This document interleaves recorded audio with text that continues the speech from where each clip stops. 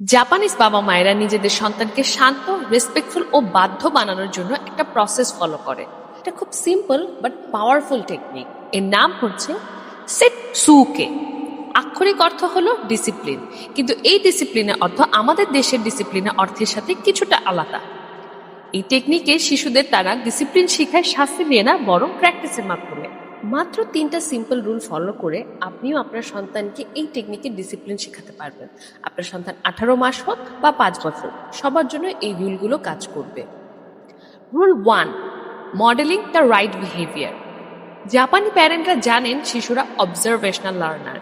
তারা দেখে তারপর কপি করে, তাই যেই আচরণ তারা সন্তানের মধ্যে দেখতে চায় সেটাই আগে তারা নিজেরা প্র্যাকটিস করে।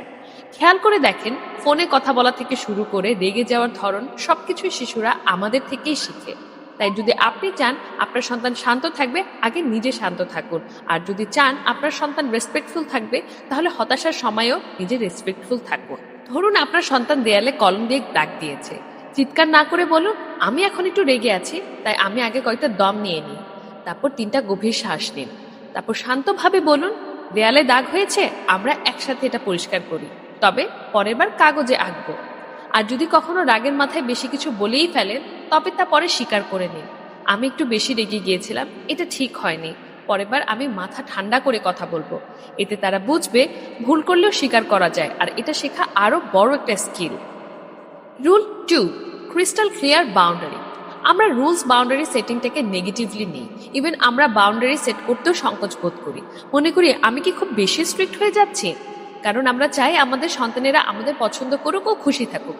কিন্তু মনে রাখবেন, রুলস আমাদের সন্তানদের অখুশি করে না, বরং কোনো রুলস না থাকায় তাদের স্ট্রেসড করে দেয়। নিজের বিষয়ে একটু ভাবুন তো। ধরেন আপনি অফিসে গেছেন, কিন্তু আপনার বস বলছে না আপনাকে কি করতে হবে, কখন আসতে হবে, কখন মিটিং হবে, মিটিংয়ে কি বা আলোচনা করবেন। আপনি অ্যানশাস, স্ট্রেস আর একটা কনফিউশনের মধ্যে থাকবেন। ঠিক সেভাবে যখন আপনার সন্তান জানে রাতে খাবারের আগে খেলনা গুছাতে হবে বা এই সময়ের পরে আর স্ক্রিন নয়, তখন তারা নিজেদেরকে সেফ ফিল করে। কিন্তু শর্ত একটাই, কনসিস্টেন্সি। যদি মা বলেন এখন পড়তে বসবে আর বাবা বলেন না পরে বসুক, তাহলে কিন্তু শিশু বিভ্রান্ত হয়ে যাবে। তাই কোনো নতুন রুল সেট করার আগে পরিবারের সবাইকে নিয়ে একমত হন। আর অন্য কোনো বাড়িতে গেলে কিছুটা ফ্লেক্সিবিলিটি দেন, কিন্তু নিজের ঘরের নিয়ম যেন একই থাকে। রুল 3, এইটা কোনটা তাই ভাবছেন? এটা এমন একটা জরুরি জিনিস যেটা সব ইকুয়েশনকে চেঞ্জ করে দেয়। আর সেটসুকের ইউনিকনেসটা এখানেই। এটা করো না, দুষ্টুমি বন্ধ করো। এটার পরিবর্তে জাপানিজ প্যারেন্টরা একটা খুব জরুরি প্রশ্ন করে থাকে নিজেদেরকে, আর তা হচ্ছে, কোন এমন স্কিল আছে যেটা আমার সন্তানের এই মুহূর্তে শিখা দরকার। যখন আপনি দেখেন আপনার সন্তান দোকানে চকলেট না পেয়ে কাঁদছে, এর মানে এই না যে সে রুড, আসলে সে জানে না কিভাবে হতাশা সামলাতে হয়। ভাই বোনের সাথে ভাগ করতে পারে না, তার মানে সে জানে না কিভাবে অপেক্ষা করতে হয়। তাই শাস্তি না দিয়ে শেখানোর মুহূর্ত খুঁজে নিন।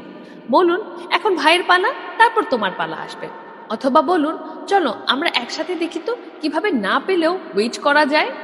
ছোট ছোট রোল প্লে করুন, প্রশংসা করুন যখন সে চেষ্টা করে। শিশুকে কোনো বিষয়ে শাস্তি বা বকা না দিয়ে নিজের এই চিন্তার জায়গায় যদি আমরা পরিবর্তন আনতে পারি, যেটা জাপানিজ প্যারেন্টরা করেন, তাহলে আমরা আমাদের শিশুদের সেই স্কিলটা শেখাতে পারবো যেটা তাদের মধ্যে মিসিং। সবশেষে বলবো, ধৈর্য ধরুন। প্রথম কয়েকদিন হয়তো অনেক কঠিন লাগবে, কিন্তু কনসিস্টেন্ট থেকে লেগে থাকলে আপনি নিজের চোখে এর পরিবর্তন দেখবেন।